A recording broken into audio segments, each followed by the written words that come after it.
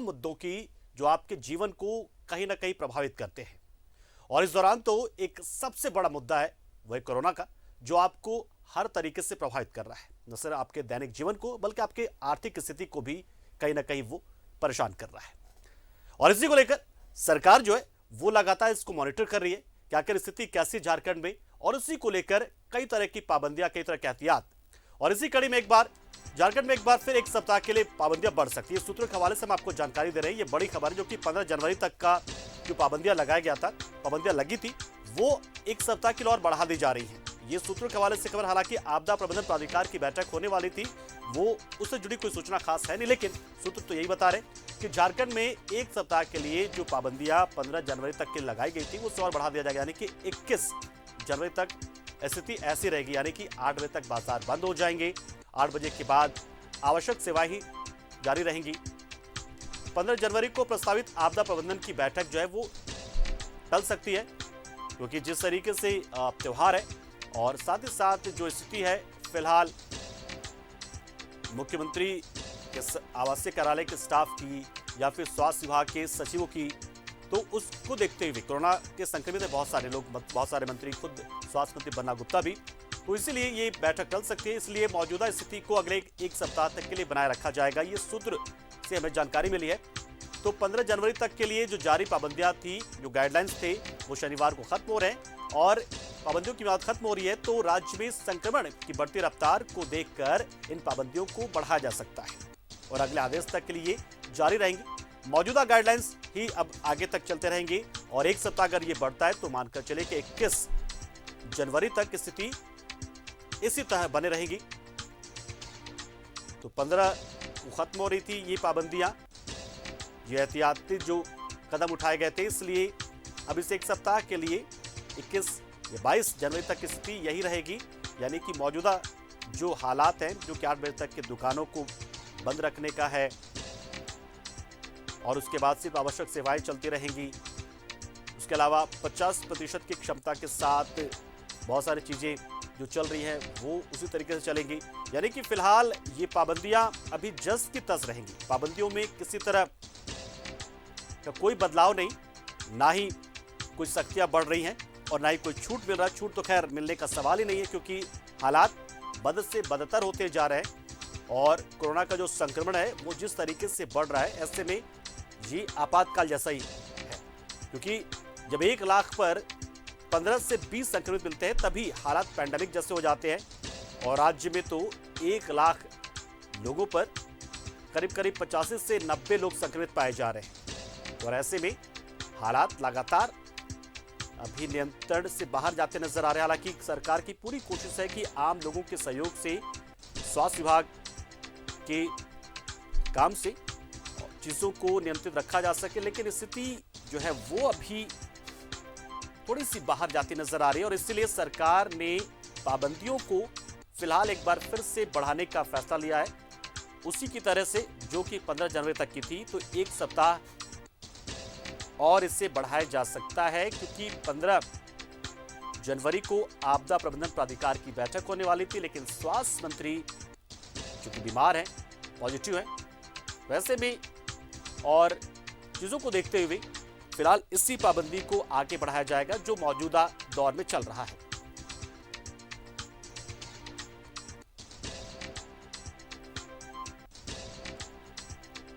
और विपिन हमारे सहयोगी न्यूज़रूम से जुड़ रहे हैं इस पर पूरी जानकारी देने के लिए। तो विपिन, 15 जनवरी तक के लिए पाबंदियां लगाई गई थी और अब एक सप्ताह तक इसे बढ़ाने के संकेत मिल रहे हैं, क्या ऐसे जारी रहेगा सब कुछ या फिर कोई अधिसूचना जारी होगी? जो 3 जनवरी को राज्य आपदा प्रबंधन प्राधिकार की बैठक हुई थी, उसमें जो सरकार ने निर्णय लिया था उसके तहत 15 जनवरी तक के लिए पाबंदियों को सरकार ने लागू किया था। और जिस तरह से अभी जो हालात है उसके अनुसार जो आपदा प्रबंधन प्राधिकार की बैठक जिसमें कि तमाम चीज़ों पर निर्णय होना होता है, लेकिन जब जो परिस्थितियां हैं उसके हिसाब से शायद संभवतः प्राधिकार की बैठक जो है वो आहूत नहीं की जाएगी। और कल जब कि पहले चरण में जो पाबंदियां लगाई गई थी उसकी जो मियाद है वो समाप्त होगी तो उस दौरान संभावना है कि देर शाम तक सरकार की तरफ से जो आपदा प्रबंधन प्राधिकार है वो अधिसूचना जारी कर देगा। और जो जानकारी मिल रही है प्राप्त सूत्रों के अनुसार से कि जो यथा स्थिति अभी है झारखंड में कोरोना के संक्रमण के फैलाव को रोकने के लिए, वो यथा स्थिति बरकरार रहेगी। यानी कि बाजार जो रात 8 बजे बंद हो रहे हैं वो उसकी मियाद रात 8 बजे तक ही होगी। शिक्षण संस्थान अगले आदेश तक बंद किया गया है, उसे भी जो दूसरा चरण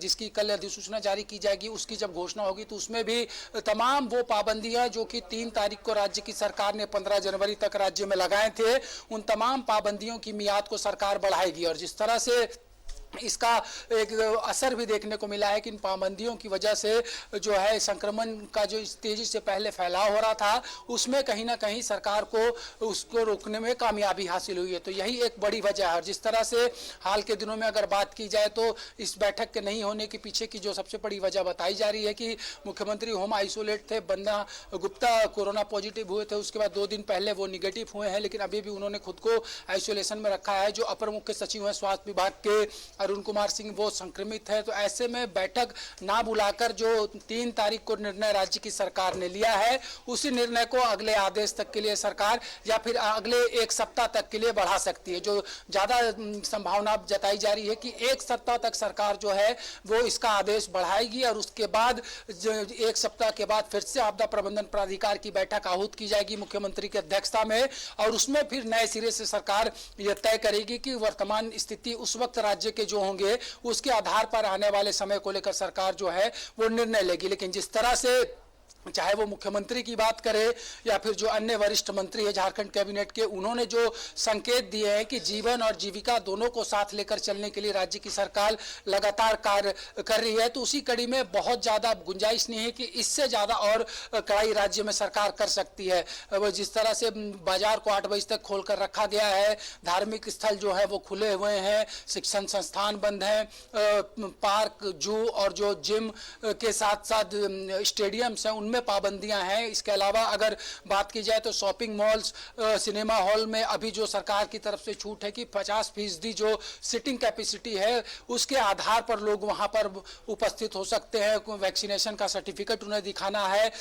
रेस्टोरेंट में, बार में भी तमाम जो सरकार की तरफ से गाइडलाइन है उसी के हिसाब से सारी सर्विस चल रही है। तो एक सफल जो डिसीजन 3 तारीख को मुख्यमंत्री की अध्यक्षता में आपदा प्रबंधन प्राधिकार ने लिया था, जिसकी मियाद कल समाप्त हुई है, हमने देखा कि बहुत सारे सेक्टर्स के लोग लगातार सरकार से ये भी गुहार कर रहे हैं कि सरकार एक और जीवन जीविका की बात करते, लेकिन बहुत सारे ऐसे लोग हैं जिनकी चीजें सब कुछ बंद है और वो कारोबार नहीं कर पा रहे। तो क्या उन पाबंदियों के साथ में उस सेक्टर्स को क्या कुछ छूट देने जाने जैसी कोई खबर आ पा रही है, कोई संकेत मिल रहे हैं सरकार से?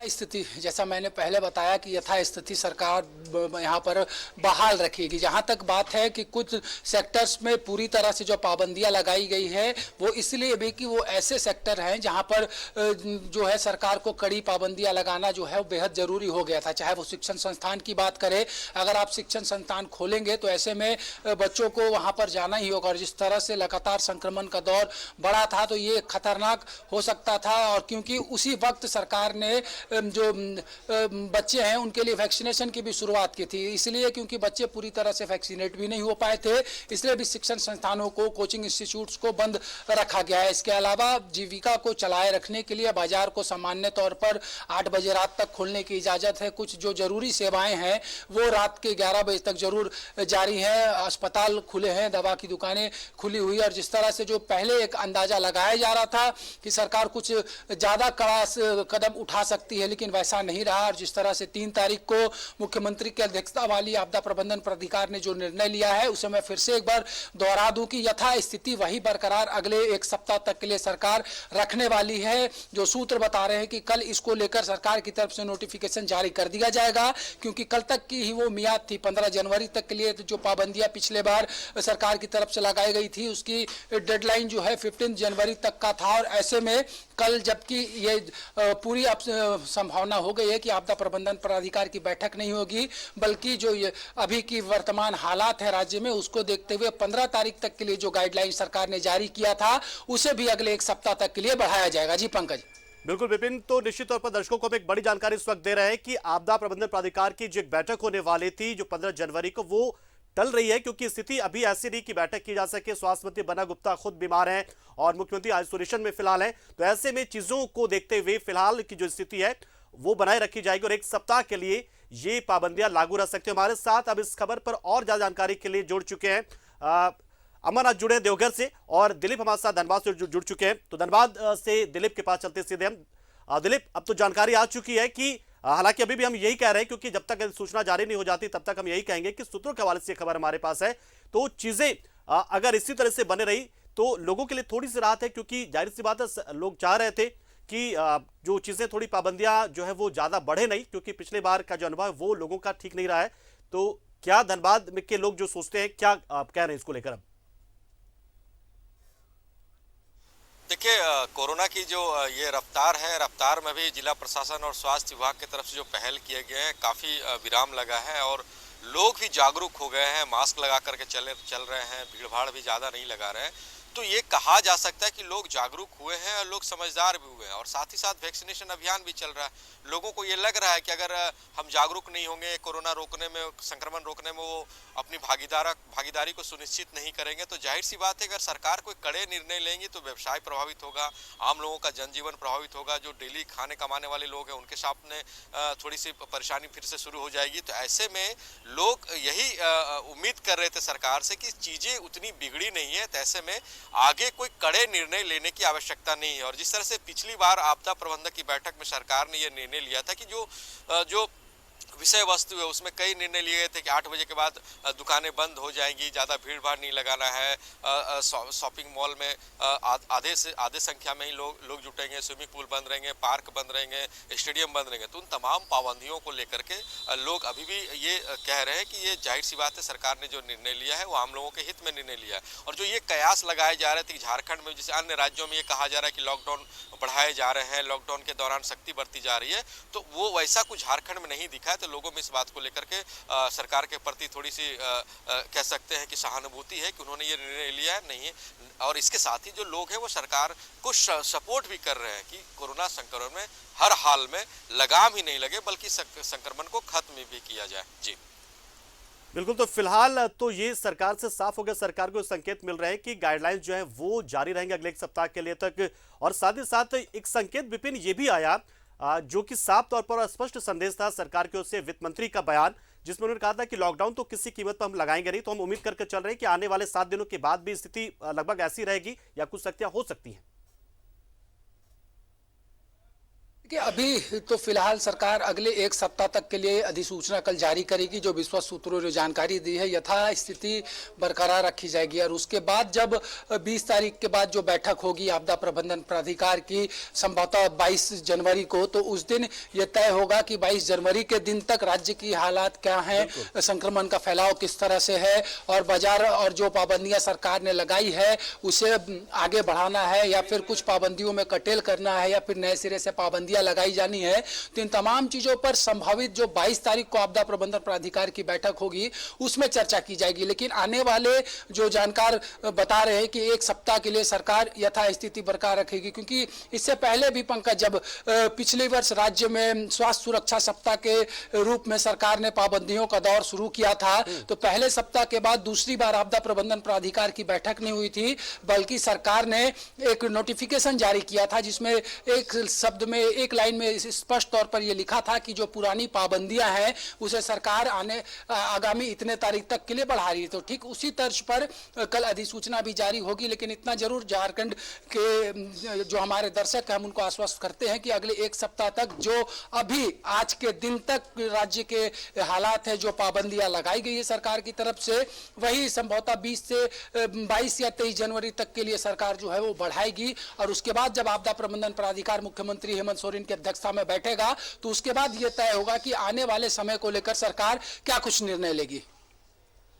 चलिए बिल्कुल विपिन, तो शुक्रिया आप हमारे साथ जुड़े, लेकिन बाकी हमारे जो सहयोगी हमारे साथ बने रहेंगे। अमरनाथ के पास चलते हैं हम इस दौरान। अमरनाथ, 3 जनवरी से जो स्थिति लागू हुई थी, जो पाबंदियां लागू हुई थी, जो एक गाइडलाइंस जारी किया था सरकार ने कि किस तरीके से तमाम चीजें रहेंगी राज्य में कोरोना के मद्देनजर, देवघर में क्योंकि वहां पे बड़ी संख्या में लोग पहुंचते रहे हैं और बहुत सारे संख्या में लोग वहां पर पहुंचते हैं, तो चीजें वहां पर इस 15-12 दिनों की हम बात कर लें, क्योंकि 3 तारीख से लेकर अब 14 तारीख हो गया है, 15 जनवरी तक मौजूदा हालत बने रहेंगे। क्या लोग इस स्थिति से ठीक हैं, अभी खुश हैं, कि फिर वो चाहते हैं कि थोड़ी सी सख्ती और बढ़नी चाहिए? मैं आपको बताऊं कि सरकार के द्वारा जो पाबंदियां लगाई गई हैं, उस पाबंदियों का असर आज देवघर में साफ साफ दिख रहा है। अब जहां जब पाबंदी लगाई गई थी उसके पहले की स्थिति ये थी कि 25 दिसंबर से लेकर के और 2 जनवरी के बीच लाखों की संख्या में श्रद्धालु आए हुए थे देवघर बाबा बैद्यनाथ की पूजा करने के लिए। और आज मकर संक्रांति है, आज और कल 2 दिनों को लेकर के आने वाली भीड़ को देखते हुए जिला प्रशासन ने काफी व्यवस्था की थी। लगभग 500 से ज्यादा पुलिसकर्मी तैनात किए गए थे, कई दंडाधिकारियों की प्रतिनियुक्ति हुई थी। लेकिन स्थिति ये रहा कि मंदिर में पुलिसकर्मी ज्यादा रहे और श्रद्धालु कम रहे। इससे तो ये स्पष्ट हो रहा है कि यहाँ जो आ रहे हैं श्रद्धालु, जो आने वाले हैं या जो भी आ रहे हैं, उन लोगों ने प्रिकॉशन जरूर लिया है और प्रिकॉशन के कारण ही यहाँ पर लोगों की संख्या घटी है। और जहाँ तक हम लोगों की बात करें तो देवघर के जितने भी जो लोग हैं वे चाहते भी हैं कि ये जो पाबंदियां हैं, जिस प्रकार अभी सरकार की ओर से जो गाइडलाइंस जारी किए गए हैं, ये गाइडलाइंस अगले कुछ दिनों तक जरूर जारी की जाए, जिससे कि कोरोना पर लगाम लग सके। जो स्प्रेड हो रहा है वो स्प्रेड नहीं हो, रुके हो।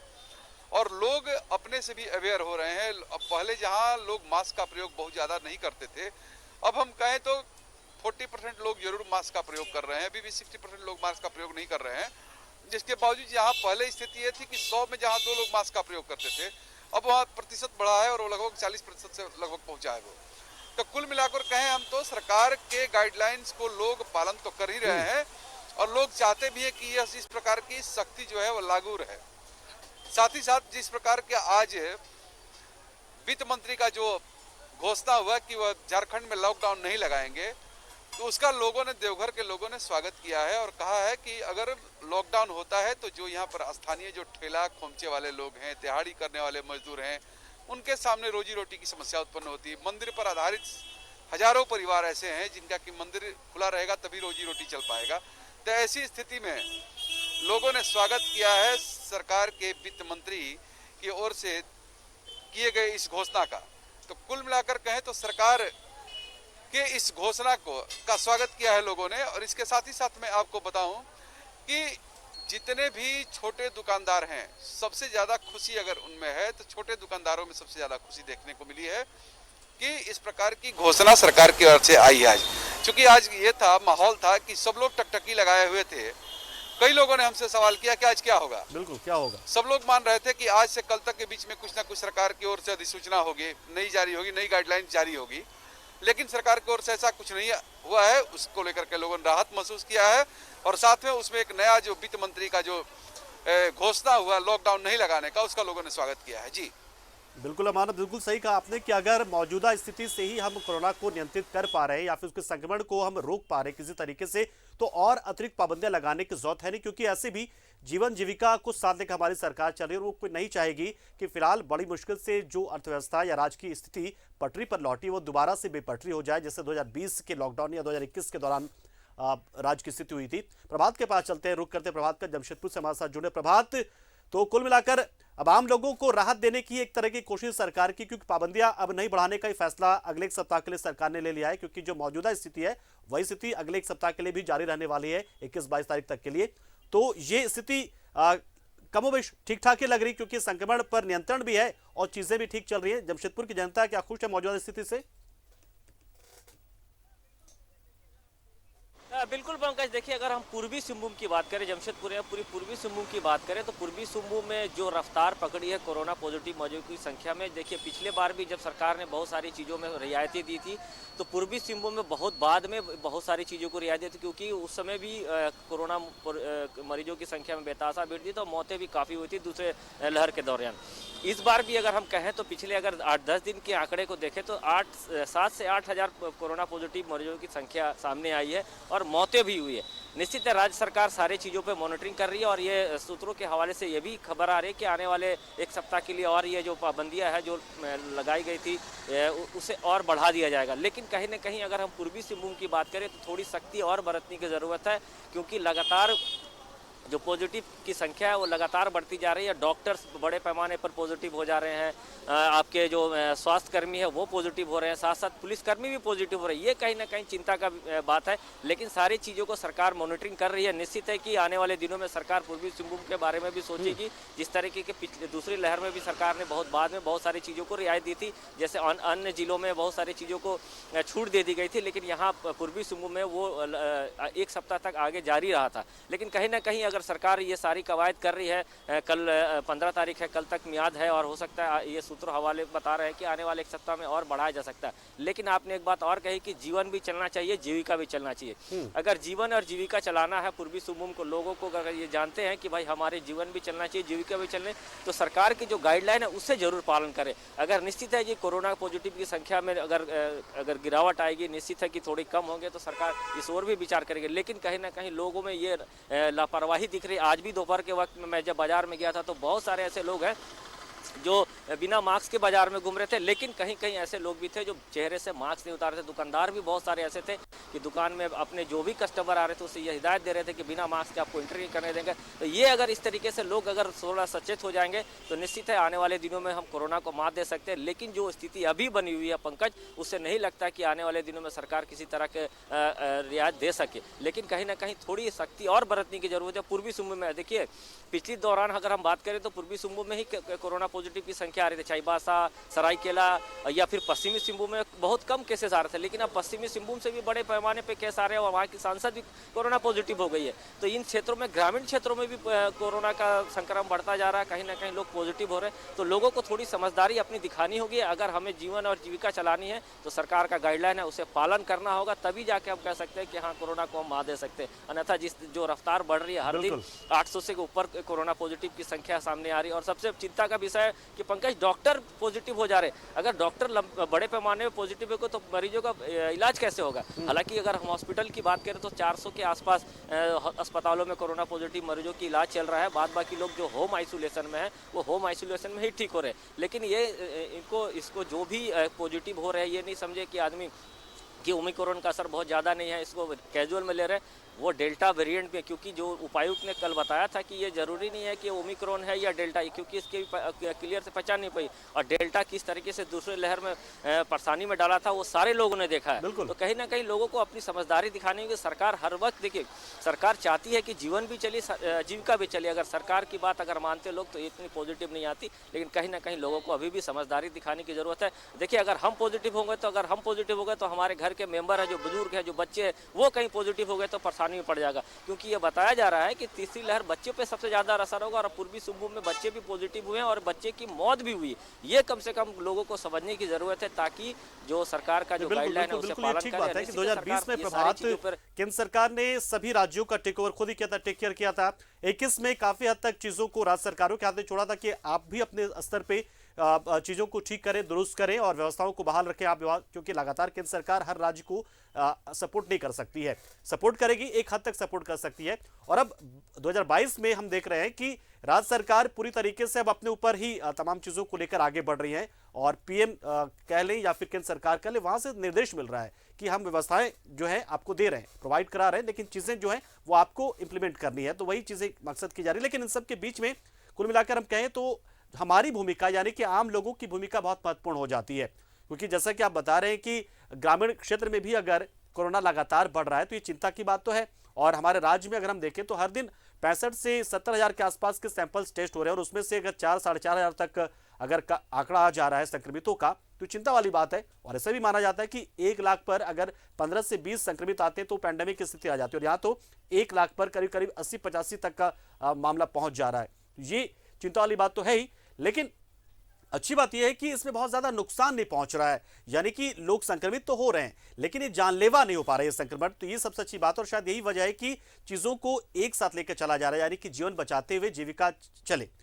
ऐसे में जिला प्रशासन की भूमिका बड़ी महत्वपूर्ण हो जाती है। तो दिलीप, जिला प्रशासन की हम बात कर रहे हैं अगर, क्योंकि सरकार ने, राज्य सरकार ने गाइडलाइन जारी किया, एक नियम बनाया, एक तरीका बताया कि किस तरीके से दुकानें खुलेंगी, किस तरीके से आवश्यक सेवाएं चलेंगी, किस तरीके से वैक्सीनेशन होता रहेगा, इलाज होता रहेगा, व्यवस्थाएं मजबूत की जाती रहेंगी। क्या जिला प्रशासन अपने स्तर पर चीजों को अक्षरशः पालन करवा ले जा रहा है या फिर कहीं वहां भी लोग की वजह से थोड़ी सी दिक्कतें वहां भी पैदा हो रही हैं जिला स्तर पर भी। देखिए, जिला स्तर पे किसी भी प्रकार की दिक्कत नहीं हो रही है, क्योंकि जो वैक्सीनेशन अभियान है वो सुचारू रूप से चल रहे हैं। कई केंद्र बनाए गए हैं और जो जिला उपायुक्त हैं खुद मॉनिटरिंग करते हैं केंद्रों की, चाहे वो अपने दफ्तर में बैठ करके हो या ऑनलाइन जानकारी इकट्ठा करना हो, खुद मॉनिटरिंग करते हैं। छात्रों को किस तरह से वैक्सीनेशन दिया जा रहा है, बूस्टर डोज किस तरह से दिए जा रहे हैं, केंद्र जो बनाए गए हैं वहाँ पे कितने लोग पहुँच रहे हैं, और खास करके जो मजिस्ट्रेट की नियुक्ति यहाँ पे की गई है, अन्य जो पदाधिकारियों की नियुक्ति की गई है, वो इस बात को सुनिश्चित करने में लगे हुए हैं, चाहे चौक चौराहे हो, बाजार हो, भीड़ भाड़ के इलाकों में, वो स्वयं वहाँ पे पहुँचते हैं, लोगों से अपील करते हैं और ये सुनिश्चित करते हैं कि लोग मास्क पहने हुए हैं या नहीं है, भीड़ भाड़ लगा रहे हैं कि नहीं लगा रहे हैं। धनबाद का भी बहुत बड़ा बस स्टैंड है जहाँ से हर जिले के लिए, हर राज्य के लिए बस खुलती है। उन जगहों पे भी मजिस्ट्रेट की तैनाती है, वहाँ पे वो सुनिश्चित करते हैं जो वैक्सीनेशन डोज लिए हुए हैं उन्हीं को बस में सफ़र करने की इजाज़त है, और उसके दौरान भी वो मास्क पहने हुए हैं कि नहीं पहने हुए, तमाम चीज़ों पे ध्यान रखा जा रहा है। और खास करके जिन जिन चीज़ों को पाबंदी के क्षेत्र में रखा गया है वहाँ पर ये आकलन किया जा रहा है कि उन पाबंदियों के दौरान लोग उसको सही तरीके से मान रहे हैं या नहीं मान रहे हैं। तो चीज़ें यहाँ पे बिल्कुल सामान्य करने की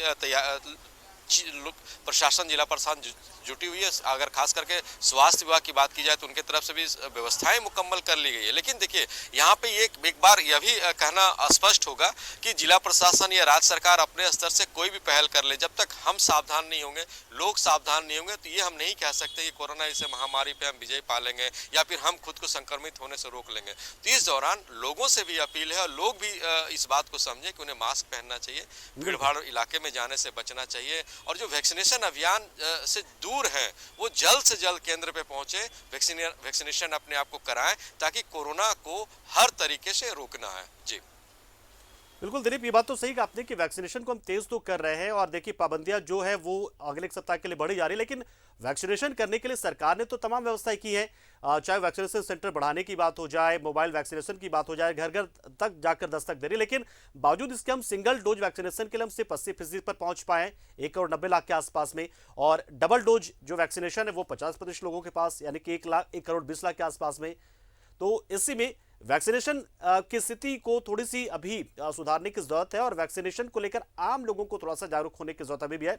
अमरनाथ के पास चलते हैं। अमरनाथ, पाबंदी अपनी जगह बिल्कुल सही है, लेकिन साथ ही साथ सरकार जो वैक्सीनेशन कार्यक्रम लगातार चला रही है, एक लक्ष्य तय किया गया था 15 जनवरी का, जो कि शायद अब फेल होगा, या फेल तो हम नहीं कहेंगे क्योंकि सरकार ने तो लक्ष्य निर्धारित किया, लेकिन आम लोग ही अगर सरकार का साथ देते तो वो कैसे पूरी हो पाएंगे, लक्ष्य कैसे हम तय कर पाएंगे। देवघर में वैक्सीनेशन क्या सही तरीके से चल पा रहा है, और जो लोग हैं क्या वो पालन कर रहे हैं गाइडलाइंस का, जिला प्रशासन के अक्षर से पालन करवा पा रहा, सुनिश्चित कर पा रहा है, या वहां भी थोड़ा सी लोग छूट चाह रहे हैं, या फिर लोग पालन ही नहीं कर पा रहे हैं? एक तो बात करें हम अगर संथाल परगना की, तो संथाल परगना में एक तो शिक्षा की कमी है काफ़ी, एक उसके कारण लोगों में उदासीनता भी है। लोग इसके महत्व को, वैक्सीनेशन के महत्व को समझ नहीं पा रहे हैं, और वैक्सीनेशन के महत्व को नहीं समझ पाने के कारण में ही लोग वैक्सीनेशन सेंटर तक नहीं पहुंच पा रहे हैं। किसी प्रकार पहले तो कई प्रकार की अफवाहें उड़ी, उस अफवाहों को लेकर के लोग नहीं आए आगे। फिर इसके बाद धीरे धीरे प्रशासनिक पदाधिकारी, फिर या फिर कहें कि सरकार के स्तर से कई प्रयास किए गए कि हाँ जो लोग राशन उन्हीं को दिया जाएगा जो कि वैक्सीन लेंगे। ये तमाम प्रकार की इसके वजह सरकारी कर्मचारियों को कहा गया कि सब लोग आपको वैक्सीन लेना होगा। कार्यालयों में प्रवेश बंद किया गया, बैंकों में कहा गया कि आप आइए वैक्सीन लेकर के आइए तभी प्रवेश होगा, मॉल में प्रवेश के लिए। अब साथ साथ अभी मंदिर में किया गया कि मंदिर में अब उन्हीं लोगों को प्रवेश मिलेगा जो वैक्सीनेटेड होंगे लोग। तो इस प्रकार सरकार के स्तर से प्रयास जारी है, लेकिन इसके बावजूद भी आज भी कई ऐसे लोग हैं जो कि उनके मन में कई प्रकार की भ्रांतियां हैं। हालांकि लोगों को भ्रांतियां के पीछे नहीं पड़ना है, और ये उनके लिए जीवन बचाने का काम करेगा ये वैक्सीन। और अपने जीवन को अगर बचाना है तो लोगों को वैक्सीन जरूर लेना होगा, कारण अगर वैक्सीन लोग नहीं लेंगे तो अगर कोरोना उनको होता है तो एक नया प्रकार का एक वेरिएंट पैदा होगा, और फिर वो समझिए कि पूरे देश में या फिर कहें कि पूरे समाज में एक नया वायरस पैदा होगा, और वो लोगों को संक्रमित करेगा, और उससे फिर समझिए कि कितने लोगों की जान जाएगी, और इससे आकलन आप किया जा सकता है इन चीज़ों को। तो जब तक लोग अपने खुद शिक्षित नहीं होंगे या फिर लोग जब तक जागरूक नहीं होंगे, तब तक सरकार के बस की ये बात नहीं है कि केवल सरकार चाहे या जिला प्रशासन चाहे कि हम सब लोग को वैक्सीनेट कर लें और वो वैक्सीनेट कर दे, ये संभव नहीं है। जी चलिए बिल्कुल अमरनाथ, आपका शुक्रिया। प्रभात, आप हमारे साथ जुड़े, आपका शुक्रिया। और दिलीप, आपका भी शुक्रिया। आप लोगों ने अपने अपने अपने जिले से चीजों को बताया कि स्थिति फिलहाल क्या है। और एक जानकारी हम आपको तमाम लोगों को एक बार फिर से दे लेते दर्शकों को कि देखिए, जो 15 जनवरी तक के लिए सरकार ने गाइडलाइंस तय किया था, जो पाबंदियां लगाई थी, वो उसी रूप में अगले एक सप्ताह के लिए जारी रहेंगी। ये सूत्रों के हवाले से हम आपको खबर दे रहे हैं, क्योंकि एक आपदा प्रबंधन प्राधिकार की जो बैठक तय थी वो फिलहाल टल गई है, क्योंकि स्थिति अभी ऐसी नहीं है कि सरकार बैठक कर पाए इसको लेकर, क्योंकि मुख्यमंत्री आइसोलेट हैं और स्वास्थ्य मंत्री भी बीमार हैं, संक्रमित है। तो ऐसे में ये जो मौजूदा पाबंदियां हैं, मौजूदा जो स्थिति है, वही आगे भी एक सप्ताह तक जारी रहेगी। लेकिन इन सबके बीच में कपिल, न्यूज़ चैनल भारत के आप लोगों से कि आपकी भी इसमें महत्वपूर्ण भूमिका है, चाहे वो गाइडलाइंस का पालन करने की हो या वैक्सीनेट होने की हो। तो अपील आपसे कि वैक्सीनेशन जरूर लें और नियमों का पालन करते रहें। शुक्रिया आप सभी सहयोगियों का। और फिलहाल एक छोटे से ब्रेक के लिए रोकते हैं, कुछ और खबरों से करवाएंगे।